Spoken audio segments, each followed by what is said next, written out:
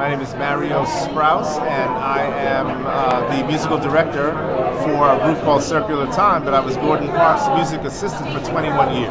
Great. And that's what I'm doing here. And how did he influence your life? Greatly. I've been working with him in music. One of the best things that he's not known for is his music.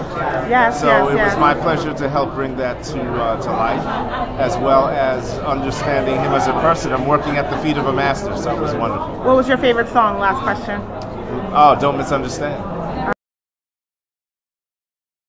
Yeah, my name is Jason Carroll, and I'm a correspondent for CNN, and I'm a fan of Gordon Parks, and also a minor art collector, and it was just inspirational to hear the speakers and how Gordon Parks inspired them in terms of what they had to do.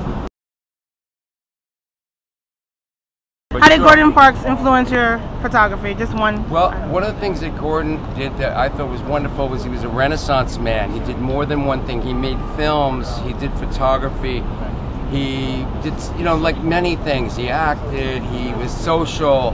He really was a true Renaissance man, and I love the idea of that you don't have to be limited to one thing. You don't have to be one thing in this world. Perfect. And at the time that he did that, I mean, the images that he's done just as a photographer are award-winning, But to make Shaft, the movie, a lot of people don't. I mean, he did some major things. So, and civil rights and everything that he did, he was really a wildly admirable man, and he had good taste in women too. I wanted to ask you how Mr. Parks influenced your life. Well, he's influenced all African American culture and the perception of African American culture and American culture in so many ways. So it's immeasurable, and I don't have any specific instances I can blame Mr. Parks for, but all of it is in some way shaped and affected, since it's all connected. All of it's affected by his work. His work was so profound and really had an impression that really, the whole is affected or influenced by his work. Thanks. Thank you.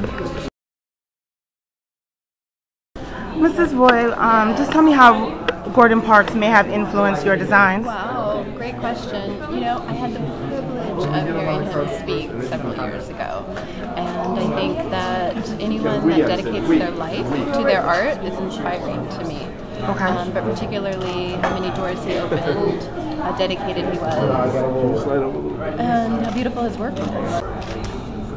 So I have a collection coming out for the Mari, and that will be coming out in September. And he collaborated with me on what to wear for kind of weekend wear, but also what to wear on the court, and just my point of view, his point of view as a collaboration. So it's going to be for men or women? For women. For women. My Macy's collection. Oh, great. And my last question to you, Miss Roy, is what can we expect from your collection in spring 2012? Do you have that laid out yet? 2012 is what I'm working on. I know. So much fun. So it's lovely to put on a new hat and to think about what to wear half a year from now. And my goal is always to dress a woman smart and confident and make her look like an individual. And I'm definitely feeling suiting, which is why I've been wearing a lot of blazers and pants recently, but I want to try it maybe in a soft way, but I definitely want a masculine approach to our femininity. Thank you very much. How Mr. Parks influenced your photography, sir? This is a very difficult question because for the simple reason he did things other couldn't do because he had access to people other people had no access to them. So it's very difficult to say because he made in real what others tried to do in Facebook. Okay. And why do you have such an affinity for black and white photography? That's my last question.